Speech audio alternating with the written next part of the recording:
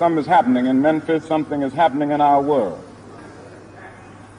You reveal that you are determined to go on anyhow.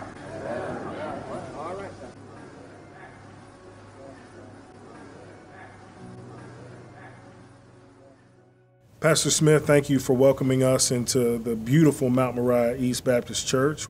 They just celebrated your 50-year anniversary. Yes. So there's a particular moment that you've shared with me in the past of Dr. King comes to Memphis to fight on behalf of unfair wages, fighting for a livable wage for sanitation workers. And well, I'd like to say it was unfair wages. Unfair wages. But it was also very awful working conditions. Yes, yes. And when I say unfair working conditions, these men did not have the kind of containers to empty garbage in as we have today. They carried the garbage in tubs on tops of their head. And you can imagine in the summertime with heat, with flies, you know the results of that. And all this stuff dripping on them. Then they had no opportunity to change clothes to go home. So whatever they wore during the day, emptying that garbage, they had to get on the bus with it. Wow. They had to walk home with it. Wow. It was horrible. 2 men were crushed to death merely because they were trying to get in the back of a truck. They were just trying to get out of the rain. Some button was pushed. They were crushed, the garbage, they were just congealed in there. Wow. And that obviously stimulated the movement.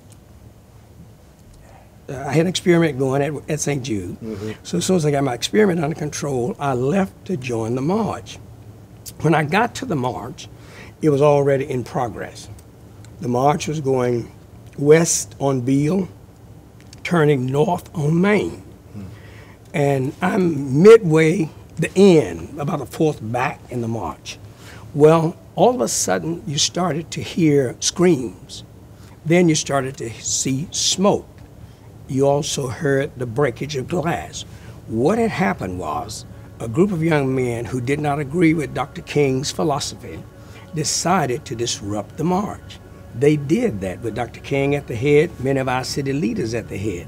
So the march reversed itself. It was just a dark, dim time. You ran for your life, so to speak. Yeah. There were dogs, there were tear gas canisters, there were clubs, there were motorcycles. All of the armor that you could get to disrupt a crowd was there. And then following the march, did you all go and regroup somewhere? We did regroup at Claiborne Temple. And of course, your leaders were making comments and strategy and prayers and singing. And I don't know what provoked this, but all of a sudden, tear gas started into the auditorium. And my only escape was to jump through a window. It was not that far up, but I had to jump through the window and there again, run for my life. We should forever remember Dr. King, forever remember the movement, but remember to not remember some evil acts that were just totally unnecessary. So 50 years later, when you think about and reflect on Dr. King's work, what of Dr. King's work has been completed and what is still yet to be finished? I think Dr.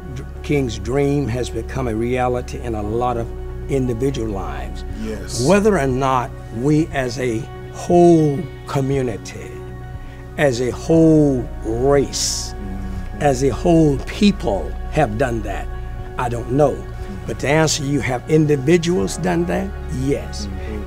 I would like to see the whole be able to do that. But then again, that's a choice because of individualities in there.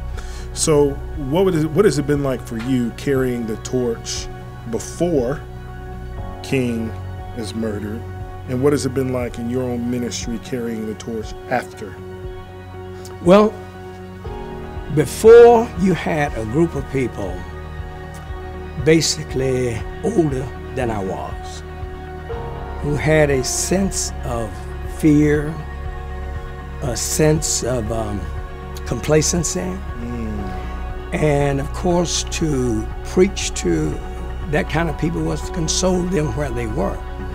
Now I'm with a different group, a younger group of people that say, ain't gonna let nobody turn me around. That's right. So it's my job to say, don't let nobody turn you around. Yes, sir. But you do what you have to do to keep them from turning you around. You stay in school, you get your degree, you stay out of jail, you live a good life. You do all of the things so that nobody can turn you around.